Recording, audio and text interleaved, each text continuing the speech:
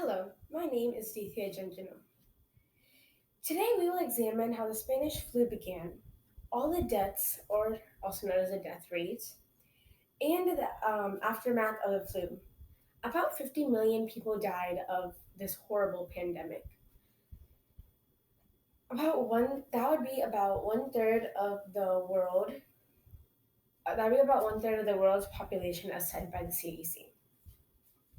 There are many places where the Spanish flu is thought to originate. According to History.com, the most commonly accepted answer would be in the Shanxi province of China. There was a small respiratory disease that was very close to the Spanish flu.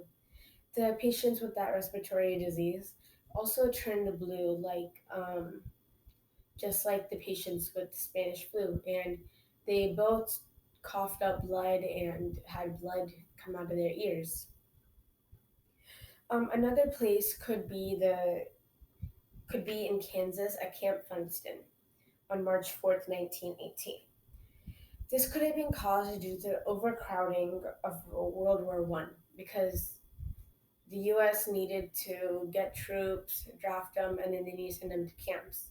And since Camp Funston is the second biggest military camp in the United States, and that was overcrowded, all 30 there were total 36 big camps, and 24 of them reported cases soon after Camp Funston did.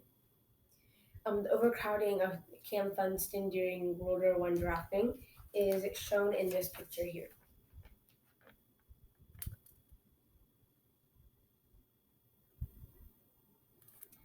Another place that the disease could have originated is in the trenches in the middle of the war.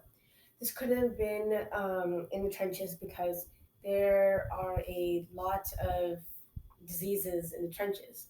And unlike in the city, the disease gets new victims in the trenches rather than running out of victims like the city. So the trenches get new, fresh people every few days, said by NCBI. There were an incredible amount of deaths. There were about 50 to 100 million deaths in total. The top three nations with the most amount of deaths would be India, Indonesia, and Russia, with India being the first ranked. It would have 17 to 20 million deaths. Normally, Indians like to cremate their dead, and then take the ashes and put into the Ganges River. The Ganges River. And but now there aren't any bodies to cremate. The bodies have been clogging the Ganges River because people don't have the time to especially burn each and every single person, so they just throw them into the Ganges River and leave.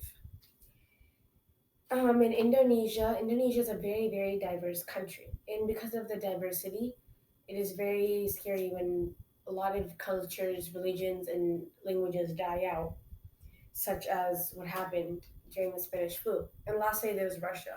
Russia has gone into the same state as the United States. There are not many coffins, there are no bureaus, and there people are just left rotting in the homes. And since people are really weak, people that are still alive are really weak, so they can't really carry them, put them in the graveyard, bury them, and say the prayers. But surprisingly, the U.S. only registered 675,000 cases. But sadly, 16,000 of those cases came only from Philadelphia. The aftermath of La Grippe is it's very important. La Grippe is another name for the Spanish flu. The aftermath is that no one actually remembered the Spanish flu. It is also called the forgotten plague. That is probably because the plague came quickly and went quickly, and it turned out to be just a part of the war. Um, the hospitals have learned some very important things, such as new surgical techniques. The ambulances have been adopted, and vaccines are needed.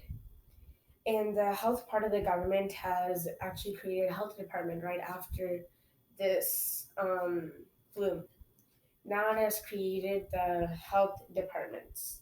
It is called the Center for Disease Control and Prevention. The government is also giving health insurance and government paid medications.